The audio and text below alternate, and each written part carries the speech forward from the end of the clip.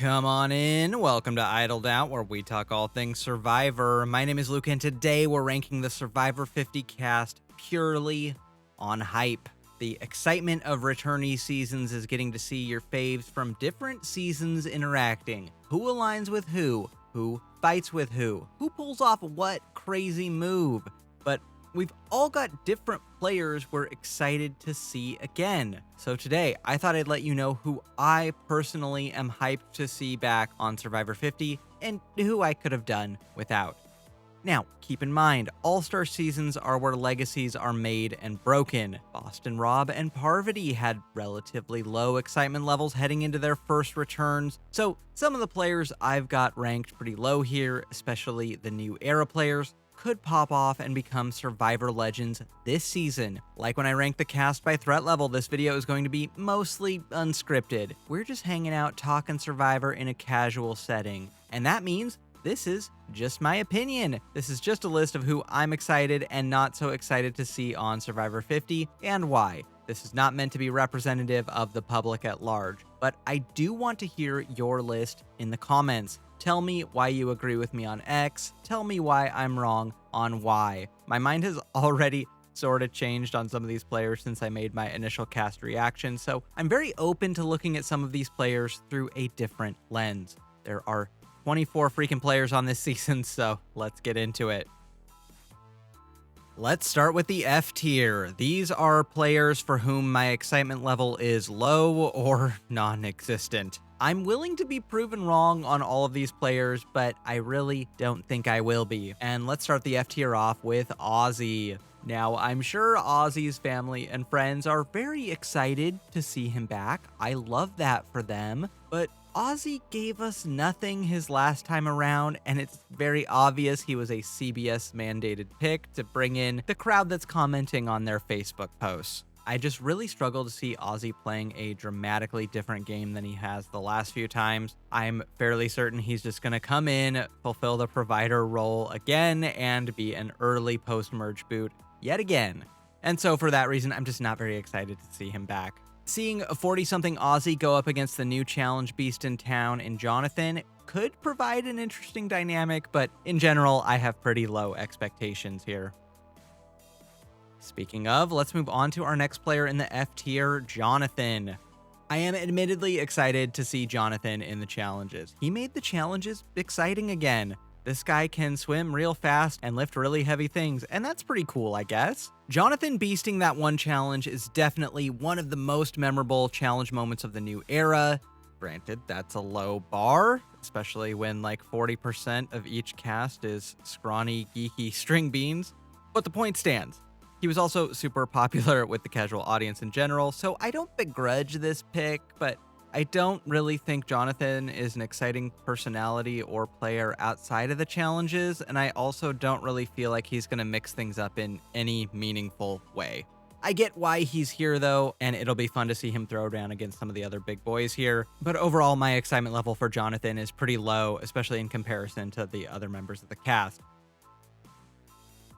Let's move on to our next F tier player in Joe. Obviously, I see why he's here. Joe was a very popular player with the casual audience. He's a genuinely great guy, but his gameplay style is stagnant honor and loyalty stuff, which actively makes the game less exciting, and that's something no one wants. Joe will be a low hype player for me until I have reason to believe he's not just going to run the 48 playbook back again.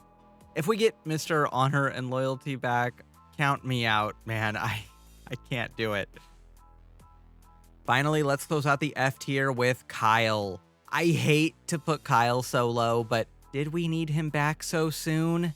Did we need him back at all? Kyle's a great guy, but when you're looking at returnees, you're either looking for more of the same, that would be your fun characters like Q and Angelina, or you're looking for what they're going to do different on a return. But what does a Kyle return look like? What new strategy will he bring, or what new side of Kyle will he see? I just really struggle to see Kyle mixing things up too much, hot off such a decisive win. And so, despite how much I like him personally, I do wish he would have stayed on the bench for this one. I'm not inherently against a Kyle return ever, but I'm not into it so soon and with his two closest allies on the beach. All right, let's move on to the D tier. These are players I'm not actively against being on the season, but they are players I probably would have either not put on at all, saved for another returnee season in the future, or who I'm just not that excited for in general. And let's start with Camilla. Another one I really hate to do, but for me, this is just a head scratcher on Survivor 50. She's so second chances coded. I would have preferred her on a smaller scale season rather than on 50. And again, like I said with Kyle, did we need these two back together? I think a much more interesting Camilla return would be seeing her play again without Kyle and even without Joe. I'd like to see the sneaky side of Camilla come out on a season where the honor and integrity stuff isn't pushed so hard. But you gotta admit, she's a pretty weird pick for Survivor 50. I do feel like we're probably gonna get a much bigger game from Camilla this time around than we did her last time. But for now, in the preseason, it's just pretty hard for me to be excited about seeing Camilla again. Let's move on to Stephanie. Look, I get why she's here. Stephanie is a very, very popular player. She's one of the most popular players of all time. She is like Rupert tier popular, and she has never really done it for me. And her most interesting game, her cutthroat, kind of mean game in Survivor Guatemala, is from a season the show likes to pretend never existed. Plus her pretty middling and passive reality TV return on The Traitors a few years ago hasn't exactly filled me with confidence in her gameplay. More than anything, I'm worried we're going to get a Stephanie who's kind of on autopilot and just along for the ride, but I would love to be proven wrong here.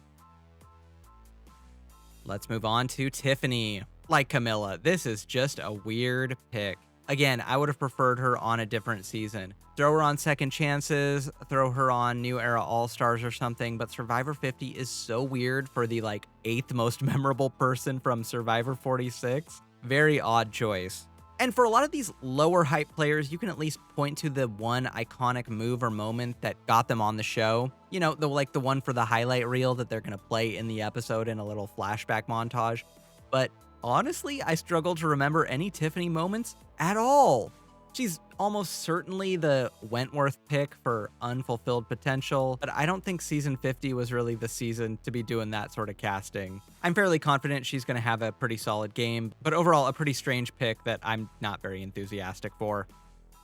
Let's close out the D tier with Charlie. I feel so bad because Charlie seems like the nicest guy on the planet, but we really only needed one young male New Era superfan, and Rizzo is so clearly the one you go with in this spot that Charlie almost seems redundant. Like Camilla and Tiff, I would have saved Charlie for New Era Second Chances and put someone like Jesse in this spot instead. Now, on the plus side, I think it would be pretty interesting to see Charlie out of control.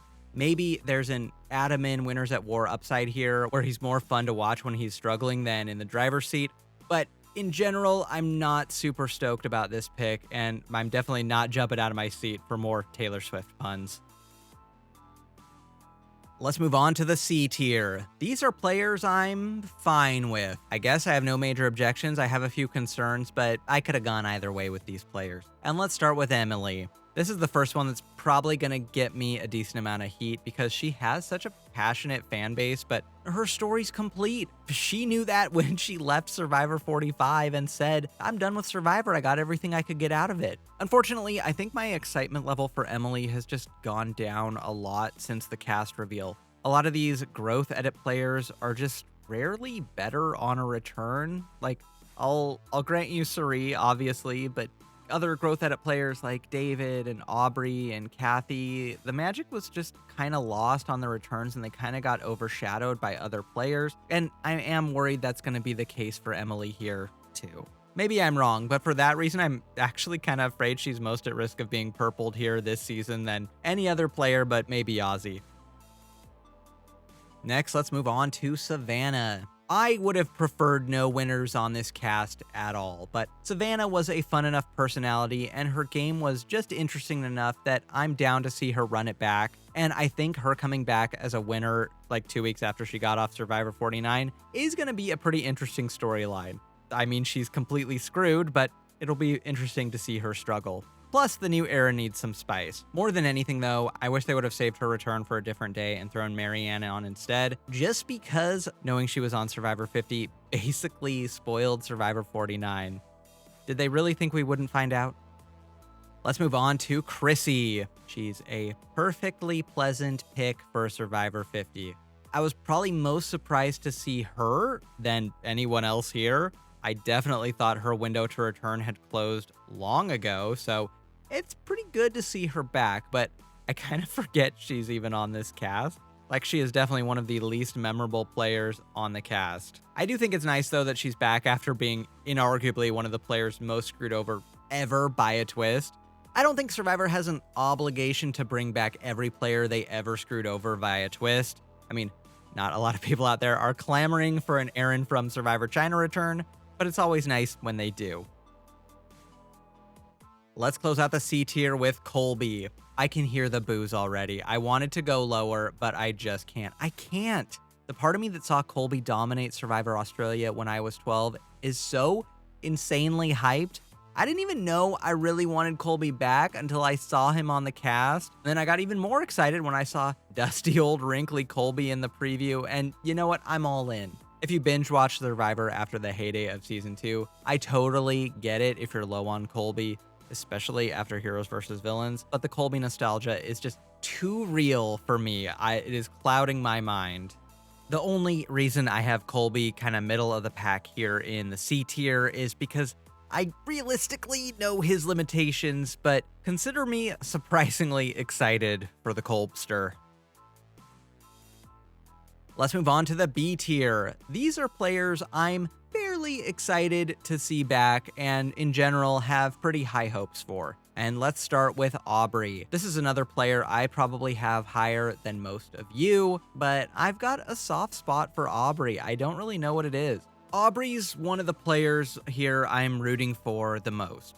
You can tell how hurt she was by her diminishing returns in her returnee seasons, and I personally just really want to see her do well. And I think all of that is going to drive her to succeed. I do think there's a pretty good chance we get a return to her former glory from Ko Wrong as a strategic beast, but also I wouldn't be shocked if she lands with a thud. Again, I'm hoping for the former, but either way, she will definitely have an entertaining trajectory. Plus, more metaphors and analogies. The new era is definitely lacking in metaphors and analogies, so it's good to have Aubrey back to bring those back into the game. Okay, I'm kidding about that last part. Let's move on to D. Like I said with Savannah, I don't like the idea of having winners on this cast at all, but D is definitely the top pick on the board if we're looking only at new era winners. She's so cutthroat and insanely charming and the heir apparent to Parvati. I'm fairly excited to see what she's going to be able to pull off in a returnee season. And whether she's stuck playing defense or is dominating again, it will be interesting to watch. D is a player who seems like she was made in a lab to be great at this game. Another good performance this season would make her a Survivor superstar, and I've got fairly high hopes that she's going to fulfill her potential again. Let's move on to Jenna.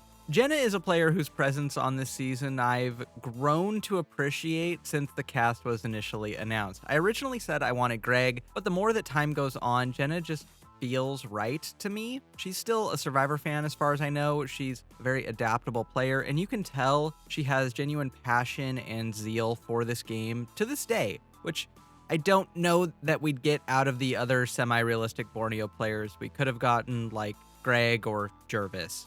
It's inarguable that Jenna is worthy of representing Survivor Borneo this season. She showed so much adaptability in All-Stars, and she seems really excited to be playing again in the previews. Maybe it's just the thrill of seeing a Season 1 player back after so long, but I think Jenna's drive and passion to succeed in this game is as strong as it ever was, and for that reason, I am pretty excited to see her back. Let's close out the B tier with Rick. This is probably higher than most of you would have him as well, but I'm a sucker for a player who can deliver in the confessionals, and Rick certainly does.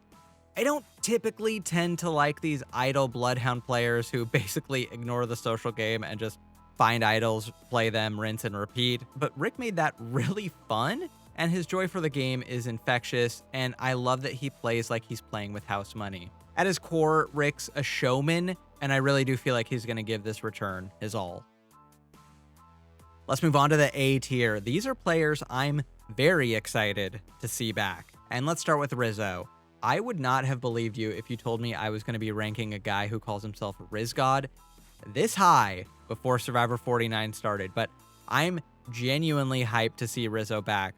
To quote our favorite host, Rizzo goes full tilt boogie. I love that this guy plays passionately and never passively. Rizzo's the kind of player who sees very little difference between getting 2nd and 18th. So when you play so hard to win from the jump, there's only 2 trajectories for you. Endgamer or implode like a neutron star somewhere along the way, and either way, it will be extremely entertaining. You can't say this guy doesn't love Survivor and doesn't give it his whole heart and soul. Let's move on to Genevieve, one of the top new era picks on the board. I'm pleasantly surprised they picked Genevieve because I kind of didn't really think that they would. The way she speaks about the game is so engaging to me. She's so thoughtful and careful in her language that it has you hanging on every word she says in the confessionals. She's just such a methodical player strategically, and her head for the game is better than most. And I'm really excited to see what she can pull off on her return. Next, let's look at Christian. Love him as a person. Even if he was the worst strategic player of all time, which he's definitely not, you gotta root for this guy just on likability, just on his personality. He's absolute gold in the confessionals. He's so sweet and earnest and hilarious. He's the best nerd Survivor ever cast. On top of that, his strategic mind for the game is so keen. I can't wait to see what he cooks up, and I really hope he's able to tone down the public perception of him as a likable threat and keep the overt charm to confessionals, because if he does that, he will be truly deadly on Survivor 50. I'm not sure yet where I really think Christian is going to land in the game, but I know I'm personally rooting for Christian to go far more than any other player this season. Let's close out the A tier with Mike. He's clearly a very talented Survivor player, but more than the strategy, I'm just excited to see what sort of confessionals Mike is going to give us. Seeing Mike White give a confessional about Coach or Q is the stuff Survivor returnee season dreams are made of. He's just got this incredibly scathing wit, and he's probably the most naturally funny person Survivor has ever cast, and I'm including Tyson and Courtney in that. Really feels like this guy could have a future in television. All right, let's move on to the S tier. These are amazing choices for Survivor 50. You couldn't do Survivor 50 without these players. And let's start with Cirie. But Luke, she played like 30 times. Do we really need her back again? Quiet, you. Yes, we do. Cirie could make a game of checkers interesting to watch. She's always adaptable and never boring. Everyone knows Cirie. Everyone loves Cirie. I don't have to tell you guys how amazing Cirie is socially, strategically, in the confessionals.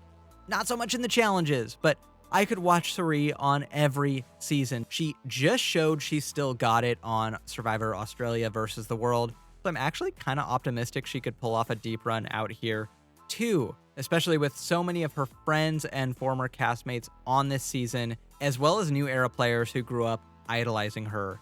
I think she's probably the most likely old schooler to be able to fully adapt to the speed of the new era. So I'm really hoping we're going to get to see Cirie work her magic for a long time this season. Let's move on to Q, the best new era pick by a country mile. You've got to be a god tier personality to genuinely try to quit Survivor and then get brought back for an all-star season. The chaos Q brings is unparalleled. Q's confessionals are pretty much all gold. He's incredibly hilarious, but I'm more excited to see the sort of chaos he's going to bring to Survivor 50. Last time, his craziness unfurled slowly, so it'll be interesting to see how he performs when his insanity is known out of the gate to all. I am worried for Q for that reason, so I am really hoping that there's someone here who wants to take on the Maria role and pick him up early as their final tribal goat. But overall, from a game chaos perspective and from a personality perspective, Q is an 11 out of 10 choice. Next, let's look at Angelina.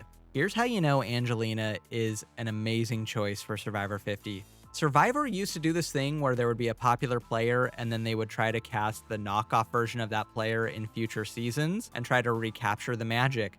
They more or less gave that up heading into the new era, except with Angelina, where they put on not one, but two knockoff Angelinas in quick succession in Tori and Ellie, chasing the high of Angelina's unintentional humor. That's how good of casting Angelina is. And also, I like Ellie and especially Tori, so this isn't a knock. Anyway, whether she's the first boot or in the final three, I'm confident we're going to get some very entertaining Angelina antics. I'm actually kind of thinking that an Angelina who's a little older and a little wiser could cook up some schemes that actually come to fruition without everyone laughing behind her back. Overall, Angelina is an incredible casting find, and I wish she had returned sooner. Let's move on to our last tier, the Dragonslayer tier. Yeah, that's right, Coach gets his own tier on this tier list. Coach is the greatest reality TV character of all time, and I challenge you to find me someone who is better. The wild thing about Coach is that you could get 100 Survivor fans in a room and all 100 of them would have a different favorite Coach moment. He's funny when he wants to be, he's even more funny when he doesn't want to be, and considering he's quoting Magellan in the initial preview for the season, we're in for classic Coach. He is back. Another thing I love about Coach is that he's an all-time character, but he also grew as a strategist each time he played. So I'm very curious to see how Coach will adapt to the new era, and whether he's going to have a more loyalty-based mindset, or whether he's going to be looking to slay dragons within his own alliance this time. Now, there is a possibility, there is a trajectory for Coach in this game where he buddies up with like Joe and Jonathan and we get Strong 5 2.0.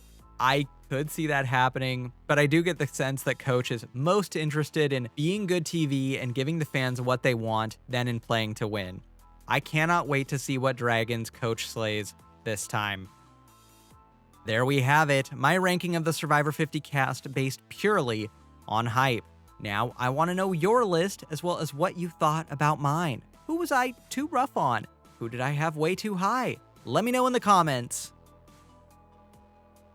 Got nothing else for you. The Survivor 50 coverage continues all the way through the premiere, so like and subscribe and I'll get you more Survivor 50 content just like this. Until next time, don't get idled out.